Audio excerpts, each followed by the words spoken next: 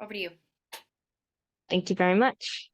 So as I mentioned, I work with Together, which is a charity that's based in Ethiopia, and we do a variety of educational programs. And one of those is our Future Girls program, which we officially sort of started about 2 years ago, but it builds on different projects that we've done to support girls' education in different ways.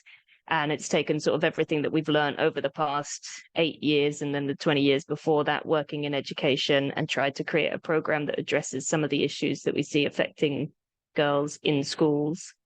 And so in Ethiopia, we work with girls' clubs that should already exist in schools. And when we started the project, we found that although every school has a girls' club, none of them are actually generally active like a lot of the clubs in schools.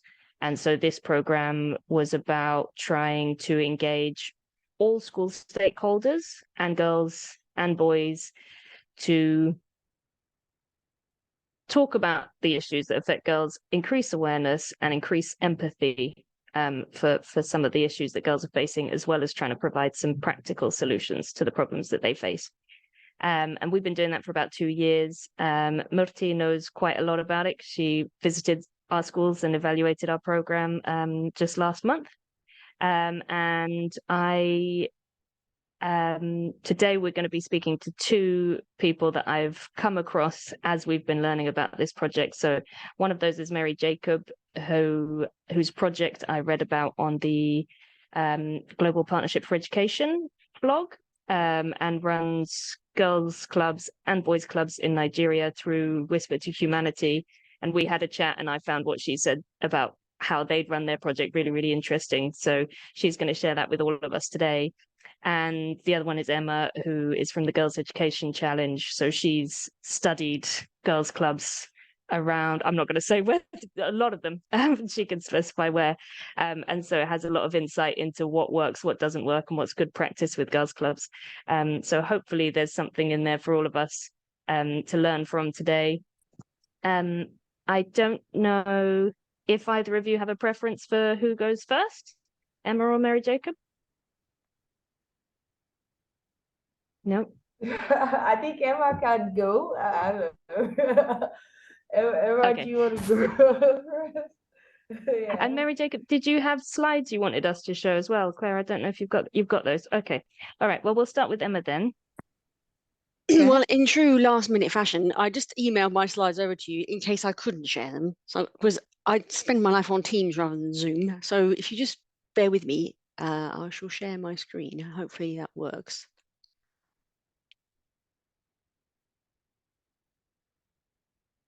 Can you see? What can you see? Yeah, we can see it. We can see. Can you see yourselves? Shall I put you down over there? It's always a bit funny to see yourself, isn't it? We can just see your. We see ourselves on the side. Oh, so hang on. What can you? You can see the slides, yeah? Yeah. Okay. All right. Great. So, and I'm just, again, forgive me. I've had too many calls this morning already. I've got about 15 minutes. Is that right? That's perfect. Yeah. Okay. Great. Yeah. As much or as little time as you can give us, we really, really appreciate it. Well, I don't mind. Yeah, I could. It's quite a big presentation, so I'm just going to cut it down to 15 minutes as I go through it, or I can extend it out to about 20, 25, 30, whatever. It's entirely up to you. Let's shoot for 15, and then we can always bring in questions and Brilliant. Get the discussion going. Okay, so thank you for the invitation. It's always really nice to come and talk to people, especially when I have such a love for Ethiopia and having lived there and all sorts of other reasons, and also in my current role, it's really interesting to have a look across the kind of the landscape and to see what's working and or isn't working. And I use those phrases quite lightly because they have quite a lot of sort of portent behind them in girls' education.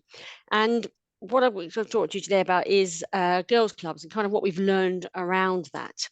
Because the Girls' Education Challenge, just really briefly, these are all the countries that we are in or have been in. It started in 2012.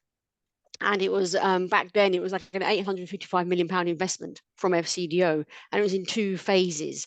So there's been a huge amount of investment. I wasn't working on it back then, but I remember hearing about it and hearing about especially the evaluation and evidence collection side of things, because I've come from an M&E background, and it was really exciting. Now, loads of things have happened, like COVID, conflict, results of climate change, all sorts of things have happened that have made that evaluation have to shift. But nonetheless, there's a huge amount of evidence. And the program was set up, to see what works, what doesn't work in girls' education, but at the same time, to really look at what does it take to actually get girls into transitioning through and thriving in education, be that non-formal or formal. So I'll just stop there, but there are, there's other things around. We work with children who are in school and those who are out of school. There are different funding windows for that, but we're going to be running until 2025, and by the end of this year, we will have about 9 projects left of the 41. So they kind of we're in that kind of closeout phase, if you like. The information I have for you today is part of a series that I've been curating for the past year.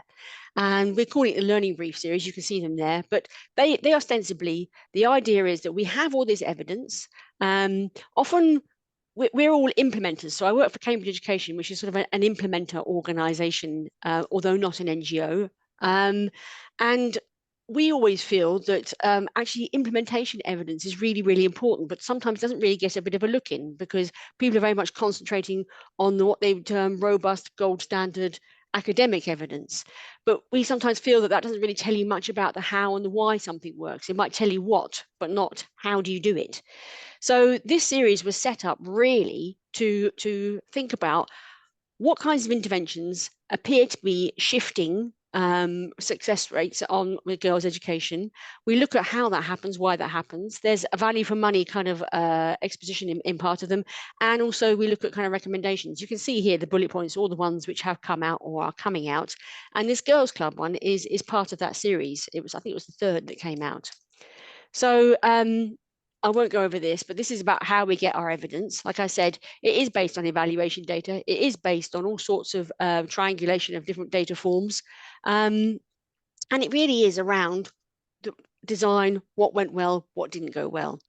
I'm going to zip through these because it will take too long to go. If you're interested, I can give you some information about how we do that, because I really do believe it's kind of the way forward. Academic and RCTs and things like that are really, really expensive, and they don't yield very good results sometimes. So I think it's all within this group and other groups out there, it behoves us to put our evidence in formats which are easily digestible. So when it comes to girls' clubs, the reason why all GEC projects had a girls' club, pretty much, is for the reasons here that I'm not going to go through, that we all know that actually there aren't spaces for girls. Gender norms and social norms can really negatively impact on the way in which boys and girls and adults interact. And that's all over the world. That's not in particular places, that's everywhere. So as the GEC programs were trying to get girls into schools and staying in school or education spaces, there was a real emphasis on that holistic education. And a girls' club is one vehicle for getting all these things into the curriculum and into girls' spaces. And the approach that we took was that the content should really align with what girls deem important to them, their experience and their aspirations. And this is really rooted in that kind of capability approach, where the girl's capability to live a good life is defined in terms of the set of valuable kind of beings and doing to which she has access. So it's very much rooted on that level. And as you'll see, some of the factors of success and some of the recommendations come from really understanding that particular point. It's not just a bolt-on, which is then dictated to by other people. And it was critical for GEC projects, as you can see in those 17 countries, to have a really highly contextualized approach and content to that. But also, I think when you're trying to really work against negative gender and social norms, it's also important to have a bit of an outside influence. Now, the intersection of that is really quite problematic sometimes, but I think it's really, really important to see how we can shift things and move things along by that kind of a international, let's call it best practice, but actually the discussion around what that is. And it's not likely to be a one-size-fits-all approach at all. So you need to have that kind of really contextually driven understanding.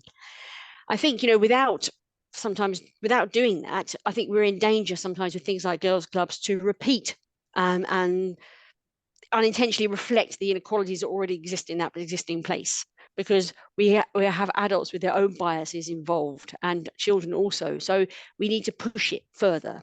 And that's why I think that's important. I think, we talked about why girls' clubs, but I think for lots of GEC programs, it was really the space in which girls could then come and actually discuss some of the challenges and issues that really matter to them.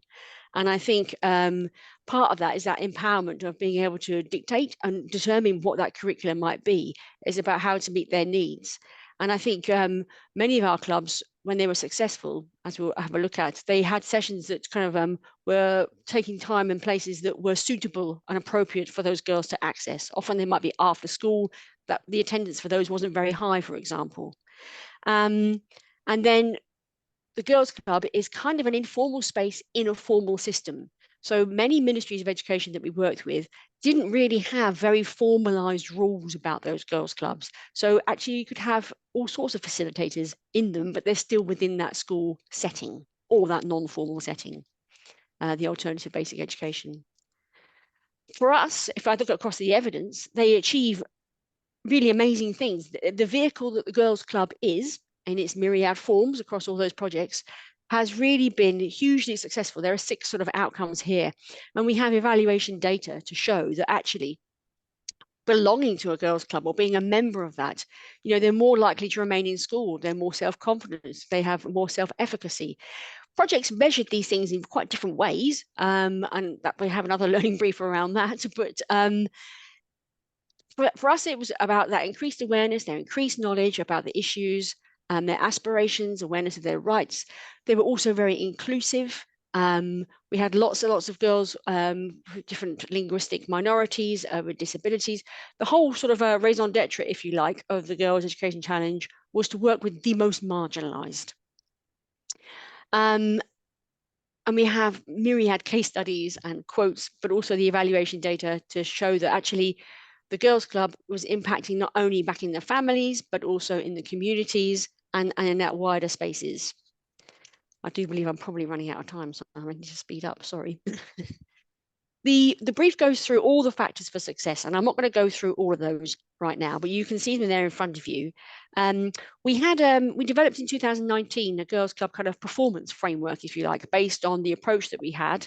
And also what projects we're doing. So we didn't dictate it. We were trying to scoop up what projects we're doing, given the discussions we'd all had about what girls' clubs could look like. And I think, there are 3 sort of main areas of success. And I think that's around kind of the participation, the facilitators, what happened during COVID, how you monitor those clubs, so 4 areas. And if I think about that first area about participation, I think the ones that did really, really great work and were very successful, they had really strong buy-in from people around them, because it's likely that as these girls' clubs are trying to shift negative attitudes and social norms, actually, when we have the community buy-in, as we understand, and also parental buy-in, and they understand what that girls' club is trying to achieve, then that attitudinal shift was much, much quicker. I think having parents, like especially mothers and fathers, and this is also boys' clubs too at the same time, it's not just girls' clubs, although I'm calling it girls' clubs, their further involvement in their girls' education had the impact of strengthening their attendance and their transition into higher levels of education. And I think, we talked about the inclusion. I think we have a very big push on the GEC about having sort of adopting an intersectional lens with everything that we do around gender, disability, and all the other marginalisation kind of characteristics and barriers that we know that girls face. And the Girls' Club was a safe space for all sorts of conversations around inclusion and to be inclusive. I think also girls' clubs, we mentioned that someone on the call in Ethiopia, the kind of the ability to have a girls' club is there. It's set in stone. Whether or not it's activated, and whether or not it has facilitators really involved with it is another thing. But most countries have some form or other of some kind of ability to have a club, which we call girls' clubs. So I think that from sustainability and replication points of view, I think they're really, really significant. And the projects that were successful understood that and worked out how do we then continue after the project closed to make sure that girls' club stays in the way in which we helped set it up. With the facilitators, they're really, really important, a key area. If you're moving to shift the way in which old values and norms prevent girls from accessing education and thriving in it, you've got to have very skillful facilitators who are locally trusted and understands that pathway themselves. The most successful clubs really had really amazing facilitators who had that also that support themselves to be pushing those boundaries. I think, getting girls to understand and also enact what a safe and supportive physical environment is really, really important. I think about a project in Sierra Leone, for example. They use feedback from girls to make spaces safer, about having ground rules for each clubs, and not necessarily to have attendance lists that they're handing in, but actually they make the rules themselves. And that was really, really important. I think, if we look at that third point on the bottom here, many projects found that the girls' club somehow was a point of conflict in the community when it started to challenge different, not necessarily just a male authority, but also authority of like sexual reproductive health curricula, what that should be, what does that look like? So working really closely with a variety of stakeholders about that was really, really important. I think when it comes to the content, I sort of alluded to that already, involving girls around what it is they want to learn about, what it is they want to be comfortable discussing. And this is where perhaps girls' clubs that are girl only are really, really important. But at the same time, boys' clubs, I think, we've got somewhere down here that, where is it? Content design for boys can open up a space to discuss positive masculinities and gender. The projects that were really successful did this in tandem. They did it. They had a curricula where there was a shared space between boys and girls, but they also had separate spaces where they were talking about the same topics, and they were complementary. And that was really, really important. But we have to remember that empowering girls and young women to articulate these desires and what their hopes and aspirations are for the future will only take them so far. There's a whole community, there's a whole structure, there's a whole system around them that will provide those kinds of blockages and ceilings that you have to overcome. And that involves involving everybody else in that community and those schools and their education systems to understand how that could shift. I think, again, all the projects that really had very inclusive participatory kind of curricula and ways of giving feedback and the monitoring of it all, they were the ones that were really highly successful. I think, language, for example, is also really important. Often in schools, we were finding lots of the girls who hadn't been to school or who had dropped out, language was an issue around that. So having a girls' club space where language that they can communicate in of their own, of them by themselves, that isn't necessarily that school kind of official curricula language, was really, really important. It also had the benefit of the academic kind of knock-on effect of that. So lots of these girls' clubs, I mean, they were called many different things on GEC programming. Also, they weren't set up to have an academic mentoring kind of viewpoint, but they ended up doing that. So we had lots of, for example, in Nepal, the big sister, little sister. And they were older girls who had gone through that system, who understood those challenges and those barriers, that supported the younger generation. But they also were supporting their discussions with their aunties and their mothers and their grandmothers and their fathers, etc. So there were lots of really interesting ways in which these girls' club played out. But I think these things you see here around the kind of content, they made them really, really successful. And also understanding which topics are gaining traction and which ones aren't. So that monitoring and evaluation of it, like you see here, the monitoring girls' clubs effectively, is really, really important. We found at the beginning that it was quite inconsistent. The data wasn't disaggregated. We weren't sure who we were talking about. But at the same time, it's that balance between wanting to know that without imposing all those sort of fairly off-putting structures around collecting data, which made people think that perhaps they weren't the safe spaces they should be or could be. So I think having a framework around that on empowerment and looking at those indicators, those concepts, that's key to measuring those results and understanding the impact of that. It's also really important to do that because we found in lots of cases, perhaps the club was at the wrong time, or it had not enough exposure or dosage. And those things make or break the success of a girls' club, because it's being driven by the content-wise, it's being driven by the girls and the facilitators themselves. Actually, we have to understand whether or not it's being effective, and also constantly checking about the negative do no harm kind of safeguarding elements we have around kind of that backlash from community members who think that girls perhaps shouldn't be learning those things or should be at home doing something else.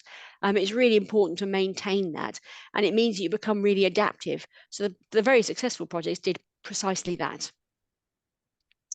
I think, you know, I put COVID up there because it could be COVID, it could be some form of kind of climate emergency or disaster.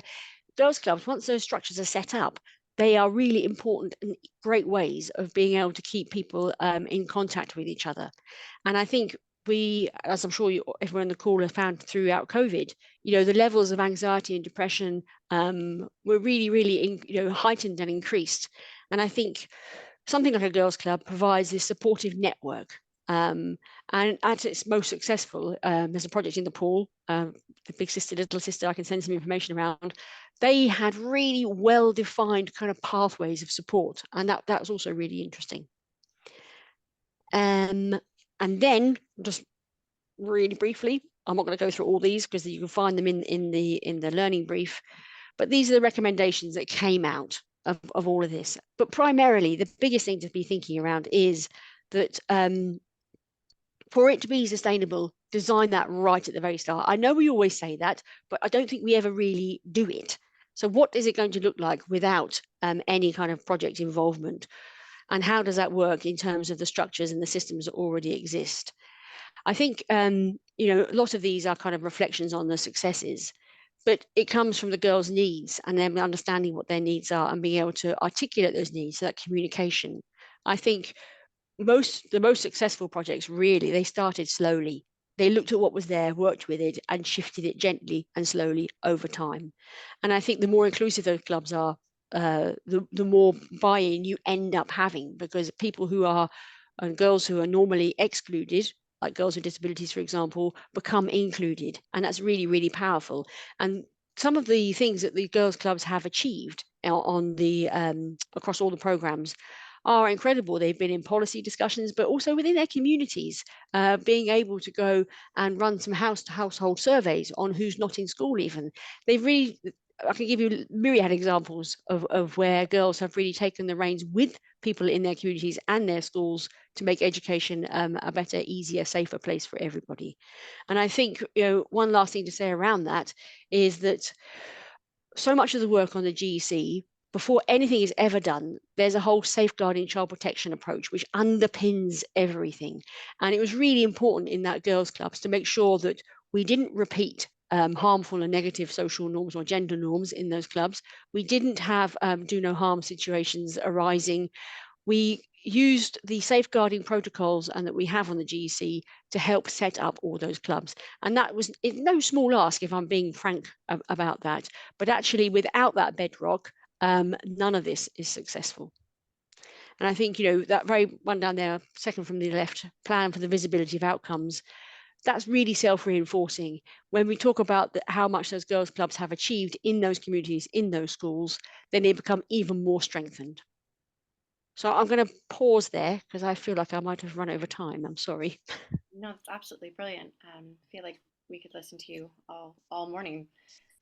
Well, that's not what my children would say. Fair. They have to say that. Thank you so much, Emma. I really appreciate it. Would it be possible to get the slides from you? Absolutely. How do I unshare?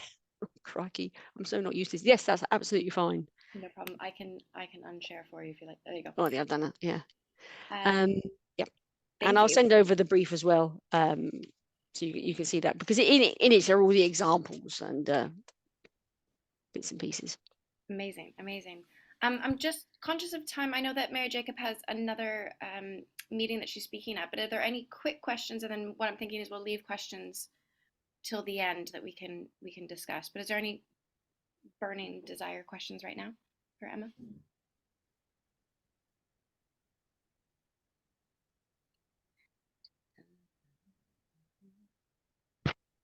Still digesting it all. It was fantastic. Excellent. Yeah, I've got questions, but I'll save them for after, once we've seen both. There's a lot there. So sorry. No, it's great. Really great. Brilliant. Well, yes, in the chat, it was a lot to take in. So I think if we could all digest that, I'm going to pass the mic over to Mary Jacob for you to jump in, and then we can open up for questions, or feel free to use the chat and I can try and decipher it later. Mary Jacob, over to you. Yeah, thank you, Claire. Is it possible for me to share? Okay. Yes, you should be able to share. Yeah, I'm trying to get that done. Okay. Hi. Hello. So, listening to Emma was exciting for me. Not just I was listening to like the very practical work we have been doing, myself and my team and other amazing people, and then I was seeing it I was seeing it like a research, I was seeing like a document, and then it was looking like, oh, okay, it's quite relatable. So putting gender equality at the heart of learning, which is something that I think informs the idea of wanting to create the Girls' School Club, of wanting to bring girls up to speed, of wanting to create that enabling change. So yeah, shout out to my team, the Whisper team, who I've been working with for like 3 years now to create these clubs. So yes, we have the feminist school clubs. When we started creating the feminist school clubs, we just wanted to create a lasting change. And to create a lasting change, we knew one of the major ways to do this was through education. So we figured that if we can have a more sustainable system, if we can have girls owning up to their rights, if we can have a system of education where equality is the order of the day, then we can have something more sustainable, because then more girls are going to have access to education, more girls are going to have access to making decisions for themselves. And of course, this is going to translate into the society and of course the families that they will build in the future. So when we started, obviously, it wasn't the easiest thing to do. Unlike how beautiful Emma's papers look, as if like it's just that straightforward, right? It was like a lot of work. We started by approaching schools, and then it didn't work, right? So why do you want to teach our children about feminism? Why do you want to change the traditional way of things? Why do you want to give girls this access? Why do you want to turn girls against boys? Those were the kind of words that we heard. And then a couple of schools would brand us as witches who were coming to initiate girls into whatever it was in the coven of feminism. So this happened when we were preaching schools. But then we looked in-house, and then we realized that we needed to change the approach we were using, right? We needed to go beyond just wanting to make these changes and letting the school administration and the education system at large understand what we really wanted to do. So we started volunteering in schools, right? So when we started volunteering in schools, we started becoming part of the system. We wanted to understand how the system was working. We wanted to understand how we could be part of the system. We wanted to understand how we could better help these girls. When we started volunteering, we volunteered in different capacities. Some of us volunteered to train them on football, coach them on football. Some of us volunteered to take classes when we were lacking teachers. We volunteered to do different things just to buy our way into the process, right? And then this volunteering process gave us a background into training the students. So we were invited into to take sessions, right? Take sessions during the Thursday morning talks that most schools in Nigeria have. and in some other parts of Africa as well. We were invited to take talks in the moral instructions, and then we started talking about what we were talking about. We didn't call it feminism. We didn't call it equality at first. We talked about it like owning their spaces. We talked about it as girls reclaiming their spaces. We talked about it as girls understanding the sexual reproductive health right. We talked about it as safety and security. We talked about it as personal hygiene. And this was how we started these trainings and started creating this relationship with the students, as well as creating this relationship and sustaining the relationships we created with the schools while volunteering in them. So we moved further to joining the teachers and parents meetings. I saw it on Emma's slide, and I smiled when she said involving parents, especially the mothers, right? Because this was a strategy that worked for us. We understood that as much as we were spending a lot of time doing beautiful stuff in their school spaces, training the students, training the students and training the teachers, we had a lot of work to do at home, because then these children were also going back to a home, right? So we needed to also bring the mothers up to where we are with the teachers, right? So I'm going to talk, this is now, I've been building like a basis around the school, but I'm now going to talk about the creating the feminist spaces, right? So Emma mentioned about not having that space, right? Not having that, you get the ground of, oh, where can these children be and stuff. So we realized that in most public schools in Nigeria, there are usually this old classroom that nobody uses, or this old classroom where they store old materials and stuff, right? So we reached out to the schools and said, all right, we've started these clubs in your school, and now we think it's time for these children to own their spaces by themselves, right? So they're like, okay, but we don't have a free space, we don't have money for this. We're like, yeah, that's fine, we could do this. So we let those girls create their desired space. So if you can see on the slide, you're seeing these girls painting the room exactly how they want it to be, right? We did not have all the money, right? But then we were able to get like the acrylics and the oil paints and the brushes, and then we took it to different schools that we were working in. They mixed it themselves, and they made sure to do all the drawings that they wanted, the way they wanted it. So the idea of it, as much as we wanted a space that was going to be a very safe, beautiful space for them, the idea of this was also bringing the point of ownership into this. The school was owned by the public, was owned by the government. The teachers were paid by the government, which meant that, oh, these girls are going to learn, but they have limited access to what they can demand for or ask for. But then we were enabling them create a space that was building the dream that they wanted, right? So they were able to paint it just the way they wanted. They were able to have the space all to themselves, right? So they created these paintings, we got mats, we got games. So these spaces in our school clubs are called the safe spaces. So in these safe spaces, you can't even if you were a senior or a teacher, you can't come into the safe spaces and punish a student. So it's like that space is their box out of the school space. So they own this space, and you understand that as you're moving into this space, you're moving into an equal society, you're moving into love. And we're letting them create the ground rules according to the kind of world that they want to see, and they own it for themselves. So when we started our school spaces, even in creating the spaces, the girls did it themselves. We ran this through this process with the girls owning the whole process, building the whole process, and then building a community of feminists. But then something was missing, because while we were putting all our energy in ensuring that girls had the power they needed, we had a generation of young boys who were feeling like it was a competition to have girls be feminists and own their lives. So we went a step further, bringing girls and boys on the same page. So to make this happen, we started training boys, right? We didn't bring them into the room immediately, because we already understood that these girls, the girls understand the level of marginalization they were facing. They understand the issues, the traumas that they bring to the table. They understand what they face and own, right? So this time, these boys are not on the same page with them. So we felt like as much as we wanted to bring them on the same page, we wanted the girls and the boys to do this together. We wanted to create this amazing world together. There was no way we could do it without making sure that the boys at least understood what was going on, right? So we started by collecting, doing a survey with the boys in our school clubs, understanding what they were actually thinking about equality, understanding what they actually thought about the equality in their classrooms, understanding what they thought about gender roles.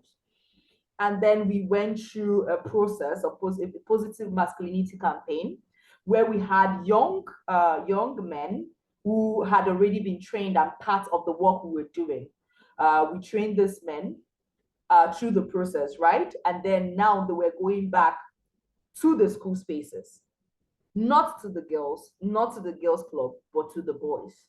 Now we were organizing trainings for boys in school spaces where they were going to be trained by young men, young boys who were working with us, and we could trust the capacity they had and the understanding they had. So the process and the journey of the positive masculinity journey took the check of their privileges, and they started acknowledging the privileges they had as boys and young boys in the generation and in the school spaces. They started acknowledging and holding themselves accountable, right, for things. And then this campaign went a bit further to using their privileges for a gender equal space, right? So we started building a background where girls were going to share their fears and boys are going to own up, right, to the role they play in making it like this. And then starts having private conversations, now without the girls, but with their mentors, right? They started having personal conversations, private conversations on how exactly they were going to use their privileges to create a more gender equal society in their school spaces.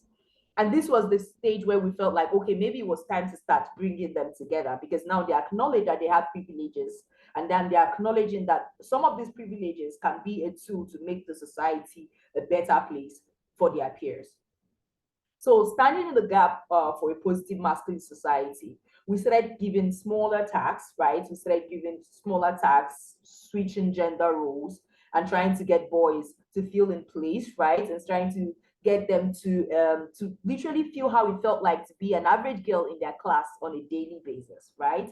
We created scenarios. We created mini dramas where the roles were switched, and then the girls said and did the things the boys used to do to them in class, right? And then the boys reacted and said how they felt. So in switching the roles, we found that the boys were understanding the gaps that were existing, and this led to a wider desire for the boys to go beyond the school spaces. Now it was them demanding that, oh, these things happen in our homes as well, and we wanted to do something about it.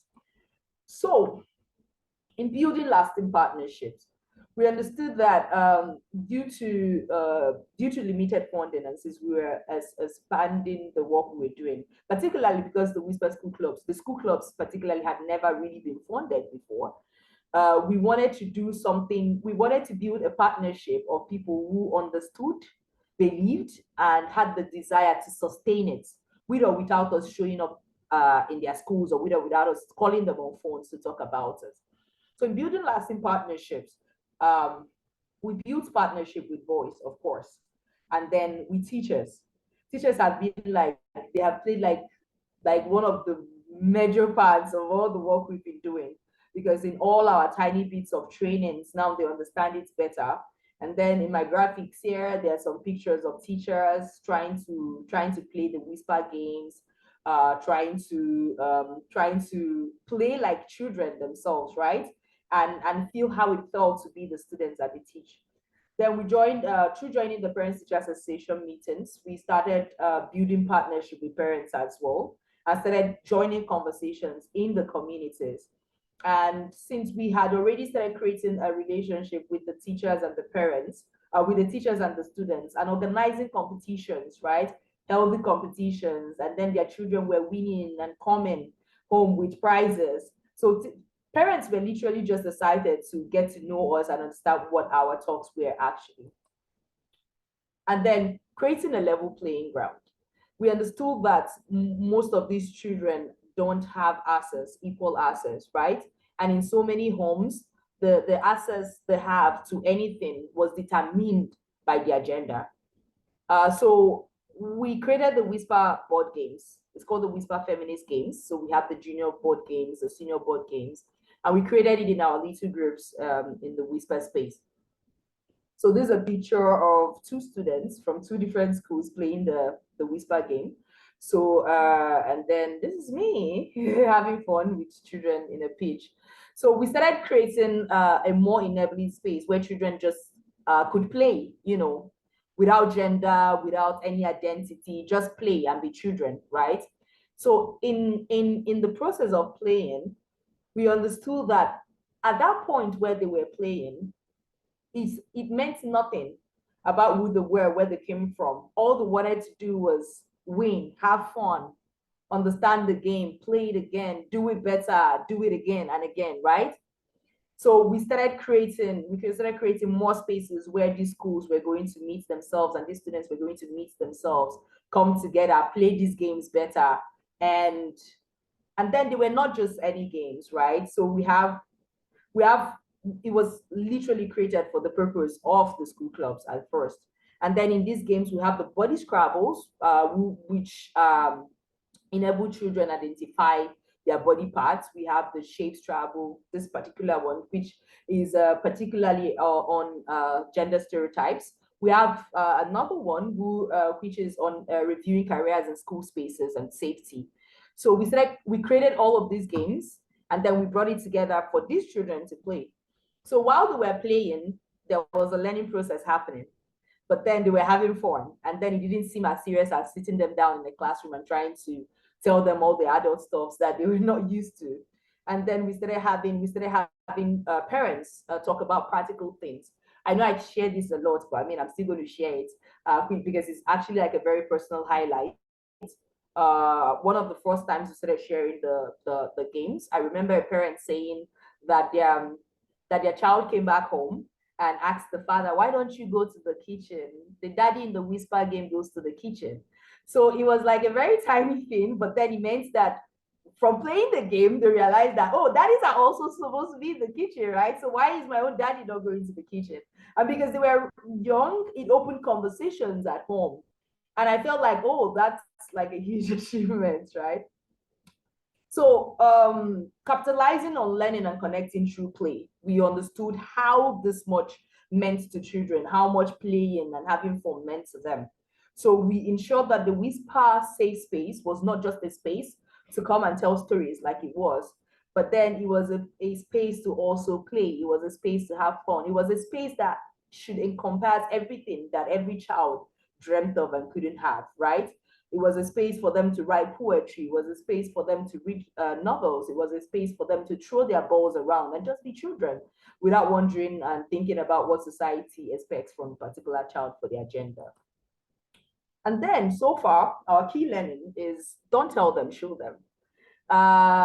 When we wanted to expand, when we wanted to introduce the boys into the space, when we wanted the boys to be more involved, there was this thing of, oh, let's go and tell the boys.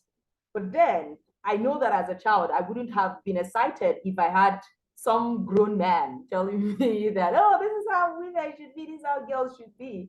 I would have preferred looking at another woman do that.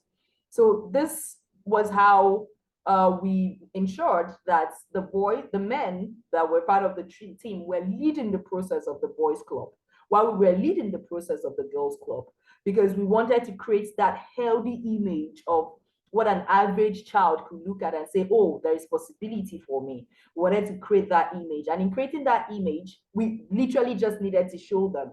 So if I'm telling a girl that, oh, as a girl, you could actually play around and still, you know, make the best out of your life and write articles. All I needed to do was just show up and, you know, show them what is happening in my life.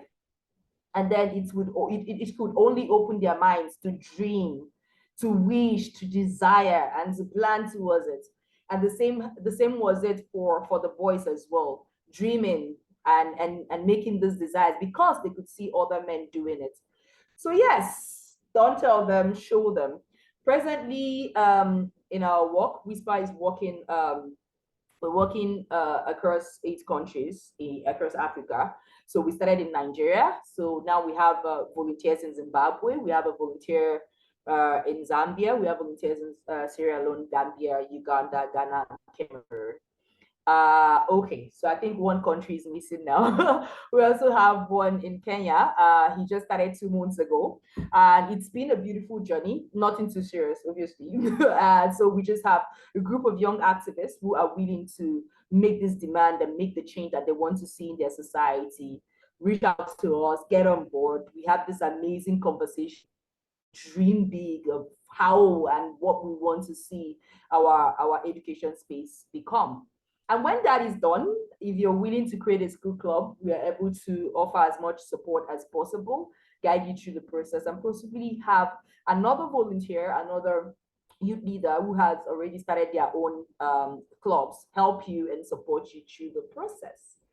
So thank you for coming to my TED Talk. Thank you for listening. I think that's all. That's all from my end.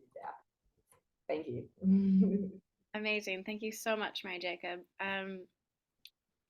Yeah, again, tons of food for thought, and definitely at this point opening it up to questions. But thank you so much, Mary Jacob and Emma, for joining us this morning.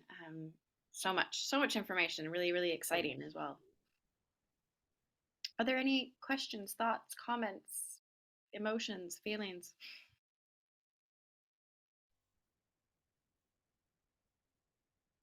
Emotions, excited, inspired, really fantastic what you're both putting together.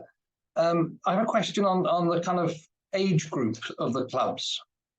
Is it primarily focused on secondary schools, or does it also work effectively in primary schools?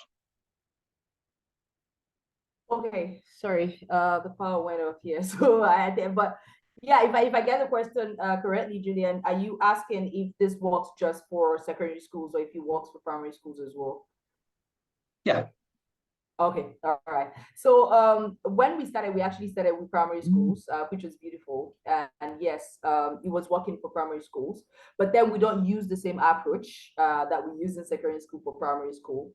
And even right now, we have some school clubs in the tertiary institutions because some of the students who joined us in high school have now gotten into the higher schools, and then while in the university, they want to create like a small clique of feminist clubs, and then they're doing it as well. So all of this have different approaches.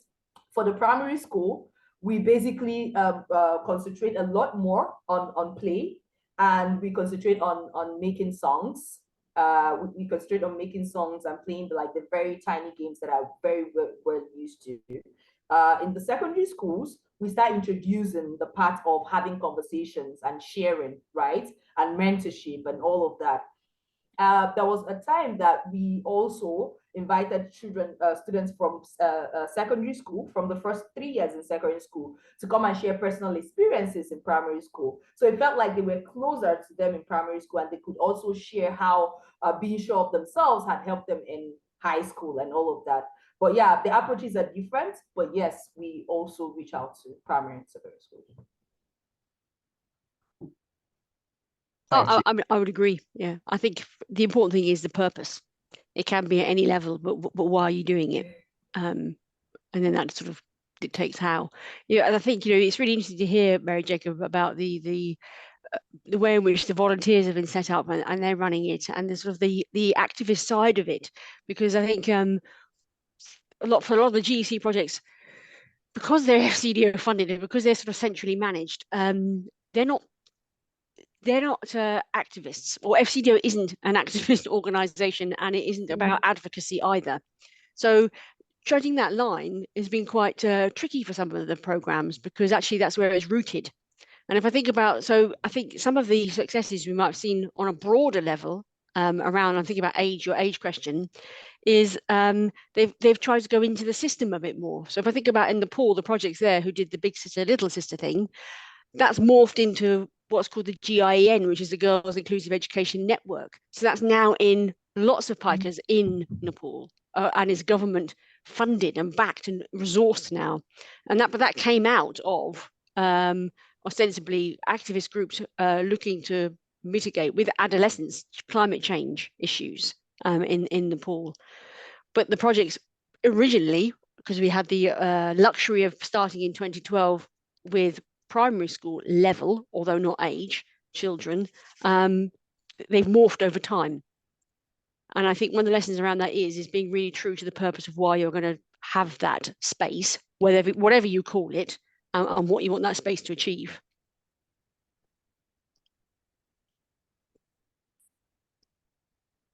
Caroline, I see your hand up. There's just a few questions in the chat from Ellie. First of all, are the games for sale? And then there's a question for Emma. So Mary Jacob, are the games for sale? Okay, yeah. So for the public schools that we work with, they're not for sale. But then to also generate revenue to sustain it and sustain production, we started selling to private schools and individuals and big organizations who are willing to use it for their work. So we sell, and then we generate revenue to print more for the schools that we work with. Yes. Fantastic. If you want to put the link in the chat, then I'm sure people will be running that way. Okay. And then a question for Emma on sustainability. What is one of the top tips of something to introduce from the offset to avoid the club being dependent on external support? So I think, going back to the beginning when I wasn't around, but understanding sort of some of the asks, sustainability is always an afterthought. It is never built in from the beginning, or in all my years of evaluating programming as well, that is the unfortunate case. So I think all the lessons that we have from the GEC, those ones which are being sustained after the project closes, they did think about it earlier, and that point I made about doing it slowly and doing it really thoughtfully and using those existing systems that are there, because in many of those 17 countries, there is some form of space that ostensibly isn't academic and isn't curricular. So trying to find out what that is and appropriating some of that space, but doing it slowly so you get the buy-in of everybody, that naturally means that those will be sustained because they already exist in their idea, if you like. If I think about projects where they introduced that, their sustainability was much, much more difficult. But actually, some schools ended up, because they are not necessarily expensive, some schools ended up saying, well, here is that space. And just as Mary Jacobs was talking about that classroom that actually wasn't used, there are spaces to appropriate by certain groups. But I think doing it slowly and doing it mindfully about who is in that space and how that space is then reporting to the system about how it's being used and the benefits of that, so making those outcomes visible, that for me are the two kind of key sustainability elements of that. Because people will naturally want it when they see the benefits of it. And it's not costing, especially when we are using, as the CAM-Fed CAMA network all across lots of African countries has done exactly the same thing with those mentors and the way in which that network is set up. People are really keen to push boundaries and push things to make positive change. So it's about finding those people. Fantastic, thank you. Caroline, your hand is up and space is yours. Yeah, I wanted to ask, when we were evaluating our project, Marti and I were discussing, in terms of the selection of the girls in the first club instances, the selection of the girls who are participating, because when we set it up, we've got about 10 girls in each club, or sort of 10 up to 15 girls in each club, and 5 boys, and they sort of do separate sessions and sessions together. And we let the schools identify which girls would participate in the program.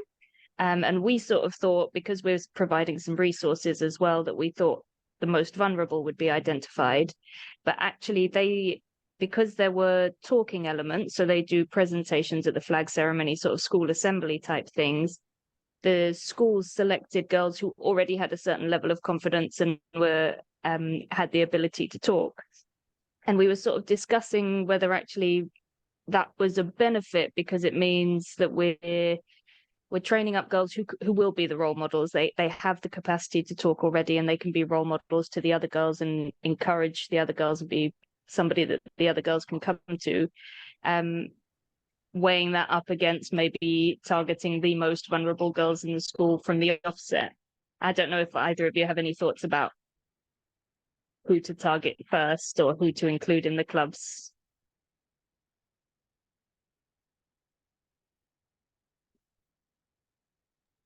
Okay, so I'm going to share something personal from what we've been doing. So most of the time, when you're having a school, when a school is deciding who gets on board, this is going to show up often. Sometimes the school is trying to also save the face and show you that, oh, we have the capacity, we have children who could talk. And then some other times is also that, oh, they're trying to ensure that the work is easier. But the truth is, if you desire to create a school club, that's because you're trying to do the uneasy job. That's because you're trying to make the changes at like the lowest level. So these are two options that I think could work. Since there's fund availability, right? And then you're doing this no matter how small. The first one for me would be, yes, go ahead, train these girls. But instead of having access to school clubs, to assemblies and stuff, right? What about these girls, even if they are 5, even if they are 10, what about each of them mentoring another girl in their school? What about saying that, oh, you're going to get this training, you're vocal, you're powerful, and then we believe that you could be a peer educator. So it's going to be easier to go back and say, oh, all right, now, Claire, you are done with this, and then you're going to be merged with 2 other students, probably from your class or from the next class. And then for the next 1 week to 2 weeks, you're just going to be their friend and impact what you learned from us, you know. So in doing this, you could also include some approaches of you could try getting the level of knowledge of the girls before the starts, right? And then it's nothing harmful, just be their friends for 1 week, right? And if you sounded like that, they are doing a mentorship program, it's a peer education thing.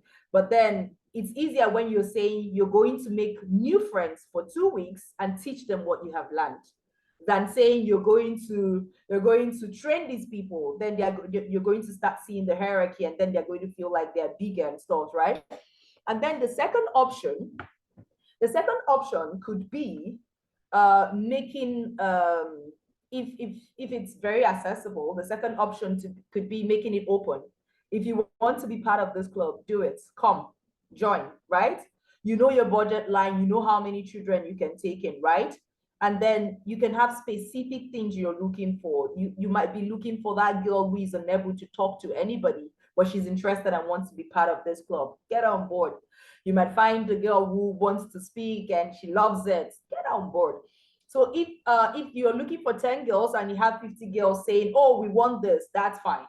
But then when 50 of them come together, you can find a basis of doing like a pre-training or something virtual, something that is less cost intensive. And now they get on board.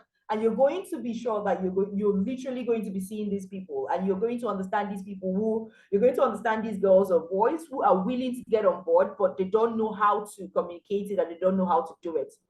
And then I feel when you're able to get that population of people, this is when you have your big win, because then you're not just going to be training girls who can translate your message. You're starting from scratch, and you're building capacity of a girl who thought she couldn't even say hi to her classmates, right?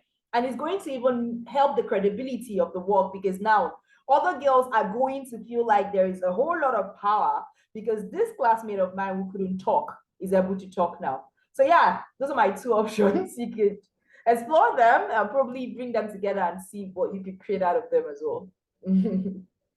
That is excellent and very practical. Thank you very much. Emma, I don't know if you found anything in terms of selection of people who participated in the research. Well, I mean, there's quite a lot there. I think so. But first of all, so if I think about the GEC experience, and that's across all those projects, there was a very clear remit on, especially with there are two windows. One's called GEC Transitions. This is all in phase 2, and one's called LNGB, which is Leave No Girl Behind. That window of funding, the girls' clubs there had a very clear remit of working with the most marginalised who had never been to school, or had but dropped out a long time ago, and they had certain sets of characteristics and barriers they faced. So there was a very clear objective about supporting those girls and young women into some form of education, which is usually non-formal, and perhaps transitioning back into primary schools or secondary schools. And I think the clear objective around that then defined how those clubs may or may not work.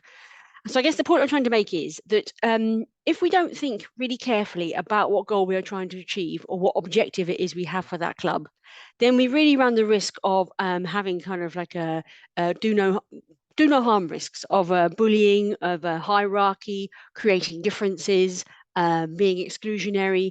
So I think you have to be really, really careful about that. Having said that, working with a group of girls who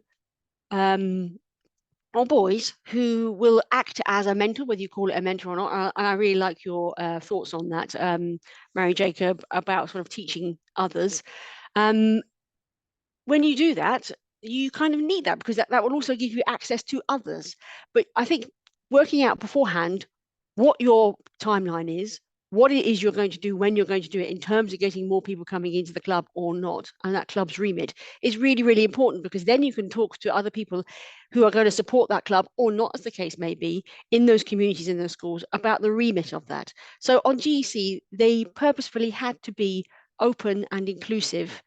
So when it came to actually selecting people to be in those clubs, another downside or upside of the GEC program was that those girls had already been identified by projects and communities as being the most marginalized. So they all were included. Now, over time, those spread out to whole school environments, especially on GEC-T, that was different because they were in school already. But all the girls on the LNGB were already selected, if you like. So they didn't have that problem to begin with. But I think thinking about it, about the objectives, avoid creating those differences, is really, really important. And it goes back to those do no harm and safeguarding around that and what it is you want to achieve with that club. Then it's an easier sell. And then maybe you think, okay, we have 10 now, but we'll have 50 by July. Then by the end of the year, we'll have 100. And if it's in schools, you'll be thinking, so how is that opened up? And then you're going to get your big sister, little sister kind of idea. And also, I think in school, if it links into some curriculum content, which a lot of GEC-T projects did, because they had SRH content in it, for example, it had to link in with curricula. So it had to involve everybody. Really helpful. Thank you both. Lois, I'll bring you in. Just a quick note that Mary Jacob had to run to her next speaking. So she's going to send over her website and everything like that we can have a look at. But Lois, come on in. Thank you, Claire. Hi, everybody. My name is Lois. I work for an organization called Power for the People. So actually, my question has almost been answered by Emma, but I was just going to ask, at what point do you go beyond just peer education in these clubs? Because, for instance, we want to start creating PFP clubs in school, and mostly we work with schools in very marginalized areas, and we realize we want to kind of bridge in the gap where they don't get a lot of information on SRH or digital literacy or environmental education. So I just wanted to understand, like, how do you also include these in these peer clubs, in these clubs, apart from just the peer education? Like, how do we also just make up for the digital literacy that most of them don't get a chance to have?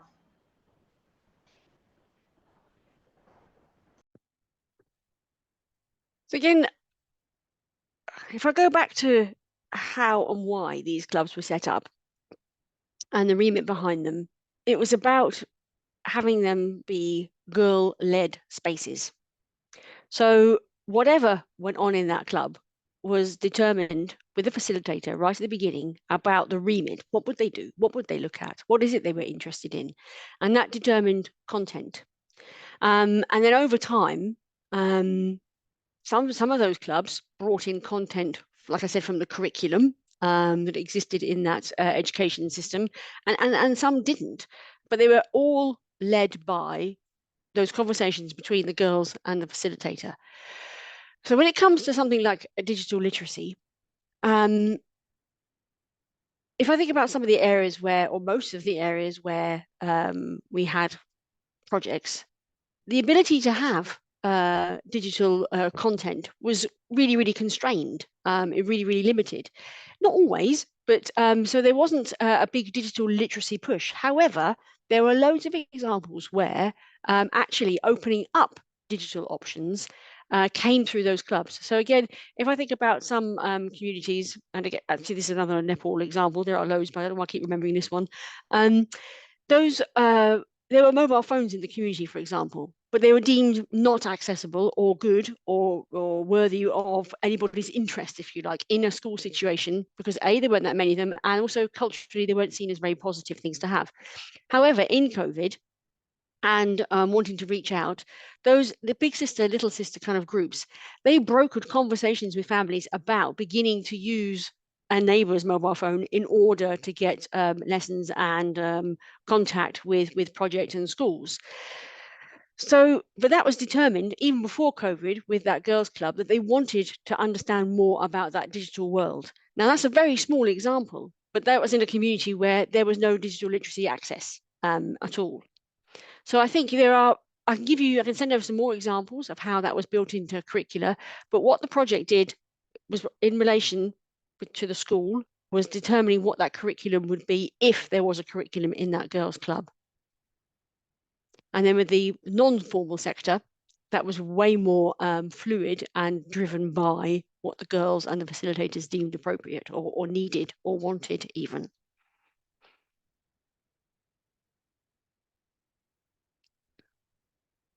Sorry, I was reading a question in the chat. I was just going to read it to you. Go for it. So we talked a lot about backlash, and I do spend a lot of my time defending even the name, the Girls' Education Challenge, that was set up way before I ever came along.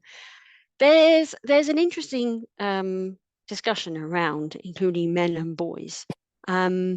And I'd be interesting, I wish Mary Jacob was here in some way, because in my opinion, some of the downstream partners we have are feminist organizations, and they're much more clearly stating the position of actually championing and fighting for women-only spaces and those rights, in not in opposition to men and boys, but actually there's more ground to be made up.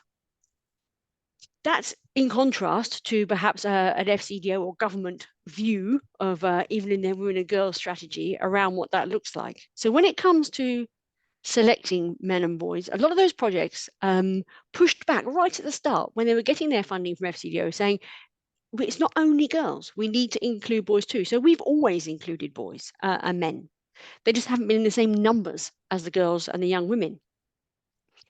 And when it comes to the selection of them and the boys' club, for example, in Ethiopia, Child Hope had a really amazing setup. They just, for whatever club they had for girls, they had one for boys. They just did it in equal terms, but they opened it up. They didn't say we have to have 50 girls and 50 boys. They just said these clubs exist. And actually, at first, the boys weren't joining. And then after a while, they were joining, because we also have to go back to this idea that in most of the places where we work, possibly, there are extremely marginalized children and young people, be they male or female. The female, girl and young women experience it on much harsher, starker realities than the boys or the men. But nevertheless, there's still a real need. And also this idea of being part of a movement and a shift and a change together. Young people, wherever they are, whatever gender they are, really enjoy being part of that. So I think it's about capitalizing on that. And I think, again, I made the comment earlier around finding those, I think in the literature they call them positive deviants, but you've got to have champions. Loads of our projects had really strong champions because they used very locally driven organizations as their downstream partners who understood the communities they're working in. And like I said, quite a few of those were feminist organizations, but not to the exclusion of men. we have to find those people who are willing to push against those negative social and gender norms that exist wherever we're working.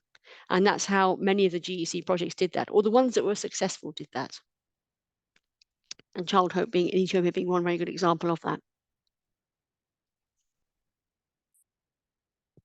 I know you're talking about identifying them, but we only identified girls because we were tracking them. It was a cohort tracking system, so we had to.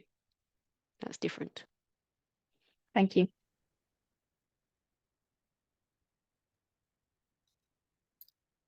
Just looking at time, we've got about 10 more minutes. Are there any other thoughts, questions? Again, thank you so much to Emma and Mary Jacob. She's gone now, but thank you so much for your time. Yeah, are there any other thoughts, questions, next steps? Has anybody tried something out already? We've been running wash clubs, which I know aren't gender specific, but we, with Johanna, who's on the call as well, we recruited the most confident kids in the school from each year group, so perhaps 4 or 5 from each year group. And they were the ones who then sat in the club, got the lessons, and because they were the most confident, they shared it with the rest of their year groups. And I believe that worked quite well. On that, Julian, it's interesting you say that, because that's one thing I didn't say, perhaps I should have done. Sometimes we talk about girls' clubs. I'm using that word really loosely because it might not be a girls' club. It's a club. It's a safe space. And I think when there's a purpose, so whether that is WASH, so lots of ours started off with school feeding, actually, and things like that. There was a purpose. So that's an easier way in. And then it morphs into making sure that that space is a safe space and then actually is not gendered, it is inclusive. So making sure that actually you are doing all of that at the same time, whether you call that a girls' club or a WASH club or whatever. For some projects, it didn't matter. For some, it did. And I think it's a shame Mary Jacob's not here, because I think when I read about the feminist girls' clubs, there's a very upfront and centre remit to that, which is great and fine, but not everybody might want to use that.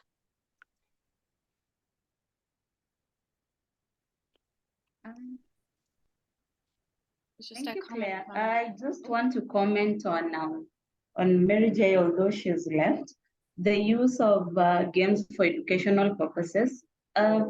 We tried it currently, I think maybe 2 weeks ago. We were just piloting with an environmental education curriculum, and we used a game called the Nexus Dice to teach about environmental education and climate change. And the response from the children was massive.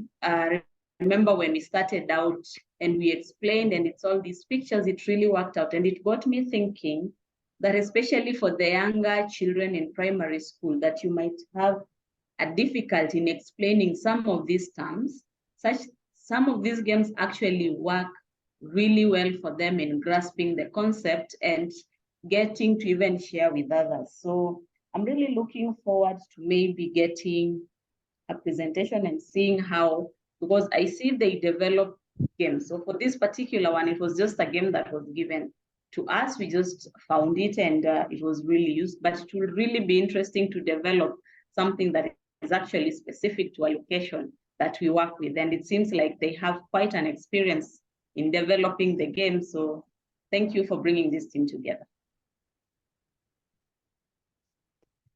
On that, Karen, I can send over to you.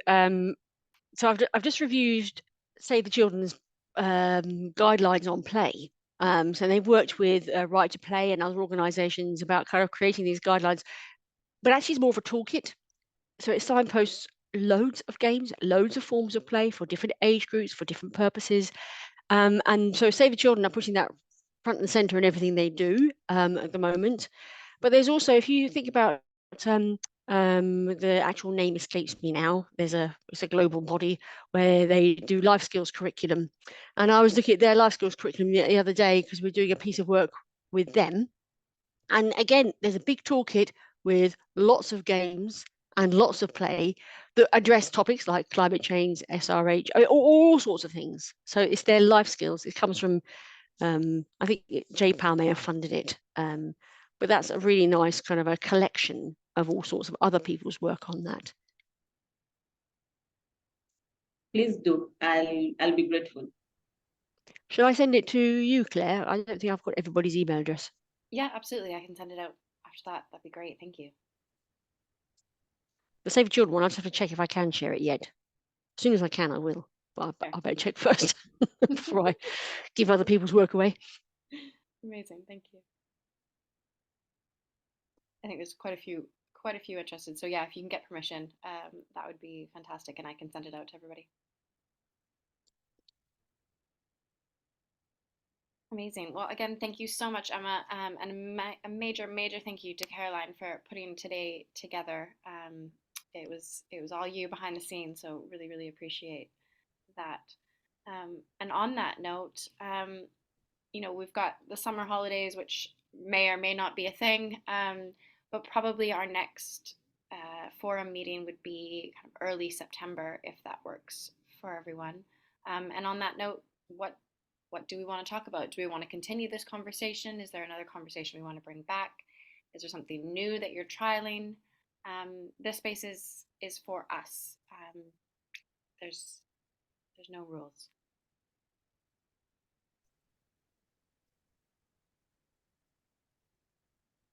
Is there a list, Claire, in the Slack channel? I don't know if there's a list in the Slack channel. I do have one on the spreadsheet. There was conversations about drought-resistant planting, which I think we did cover with AIM husband. Oh, yes. Harriet. Okay. Integrated timetable was something. Lorna, I think you brought that up. Where do you start in increasing capacity of the team? That's an interesting one. Resilience is sustainability, kind of what Emma was saying. Do we start with sustainability? Not usually, it comes in afterwards. And permaculture, something that Liza was going to, she had brought up. But that's open to any more.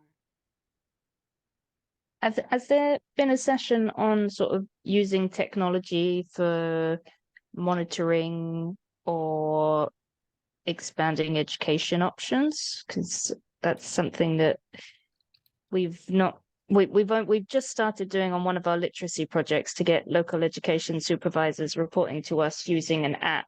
And that's because the partner that we work with, Jolly Phonics, has created an app, and it worked slightly better than we thought.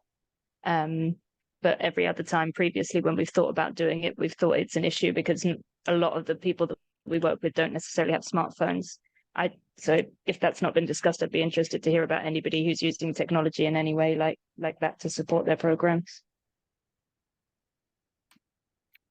We did speak about solutions for the digital divide, but not necessarily on that kind of expanding education aspect of thing. Thank you so much, Emma. Thank you, Emma. Thank you. But that's definitely, do you know of any organizations or companies? Does anybody know of anything? And then we can reach out and say, come chat with us. Or is anybody doing any kind of extended technology based? I know there's one company called, we had them come in to the Friday, Jengala, who are helping put sort of kind of basically the idea of like a large hotspot that can connect schools to internet. And their concept is that they send out this box of technology. There's my ignorance of what technology does. They send out a box that basically becomes a hotspot, and then they do that for free. They can get that covered, and then the organization or the school itself has to fund for like the SIM cards to top them up to create the data to then get people online. I think their largest school, they've connected 300 people, but with that concept of, okay, then can you get iPads? Can you start learning from that? We could bring them in. They came and did a really short conversation in a Friday morning, but we could see if they would come back for kind of a longer session. If that's interesting. Or I mean, I would be interested in that. So, I can always or link even you, anybody who's done stuff on computer labs, or whether they think that, because we have in our past built a few computer labs, and there's a question when we're constructing classrooms of whether we build them to be wired or have electric capacity or not, because then actually the schools don't necessarily have their own solar panels and things. So I guess I'd be interested in anything around what you said, or computer labs or solar panels at schools, or bringing technology into the school environment. We've done a lot around that at PFP with our Windows to the World programs, which sort of provides solar power, connectivity, computer lab and laptops. And then what we've introduced this year is the digital literacy piece, which has actually started with the education of the teachers. So we've worked with partners at SWETEC, the Centre for Women's Empowerment Through Technology, who are a CBO based in Kenya. And they've developed a digital literacy curriculum for us. And we're also looking at how that sort of expands into community digital access as well. And, you have to be careful because obviously it's on the school grounds, but quite interesting. So I could see if Dr. Judy, who's been our sort of lead point of contact, I don't know, Karen, do you think perhaps you and her or her and Lois could talk to PFP's experience of doing these programs? I'm not sure, Karen. Around the digital literacy? Yes, for the 13th of September date. No, 13th of September. Oh, okay, that's okay. I wanted to confirm if that's okay. I'll have a discussion with Judy. Caroline, obviously Mark. Mark is my boss for the charity I work for. He also has this project he works on called Squirrel Learning. They're based in Wolverhampton in the UK, but they're massive on IT side, literacy and everything. So they're all, the main project of the work is about IT. So I can forward your ideas or queries to Mark, and he's got so much experience on it, and I'm sure you'll find one or two helpful things from him. That Sounds good. Great. Yeah, maybe Murti, if you can get him involved, and then Karen, if you can wrangle something together with your team as well, then on the 13th of September we can come together again and focus in on kind of that digital side of things, or accessibility within the school.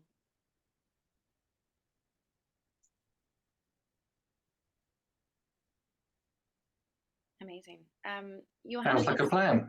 Perfect. Right. So the 13th of September should be in your diaries. If you don't have the invite, feel free, I'll put my email here.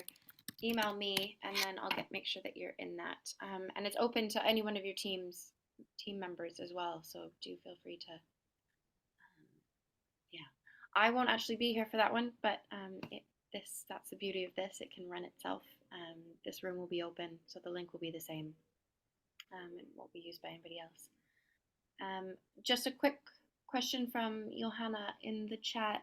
Anyone with experience, if it was a girl-focused project and decided to include boys on the project, is it worthy as well to include boys on the leadership? Any thoughts?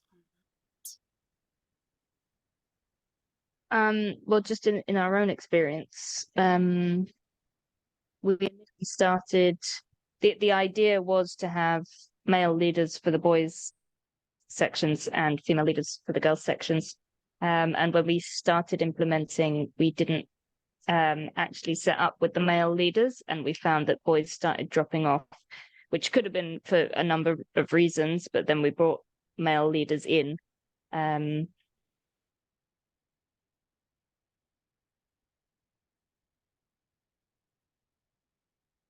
And we're going to see, I can't add a difference if there was any feedback on that in the evaluation. Sorry, Caroline, we lost you for a moment there.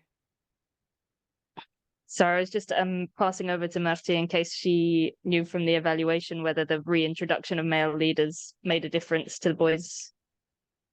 Yes, I've seen one school where we had a male coordinator, and the boys really were encouraged to see, you know, men involved in it, because they didn't think it's only girls' issue and everything is led by women.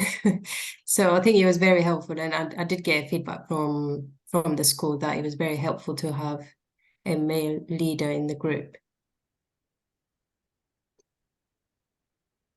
I can speak from our experience that we found that really, really helpful as well. A man that is a great mentorship that isn't showing what they're maybe used to seeing, kind of what Mary Jacob was saying, like, oh wait, dad can cook in the kitchen as well. Seeing that kind of in real time, that you can relate with.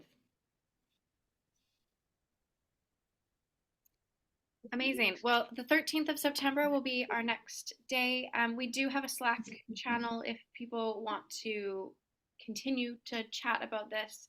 It's not used very much, but it can always be used more to keep this conversation going. I will send out any of the notes and slides that I do get and this recording as well. But if it's not in, the 13th of September in your diary, same time, same place. And again, thank you so much, Caroline, for putting today together. Really appreciate it. And we will hear No problem. Mercy and Karen next time. So thank you. Thank you very much. Thank you, everybody. Brilliant. Have a wonderful rest of the day, and we'll see you soon. Thank you. Yeah. Thank you very much.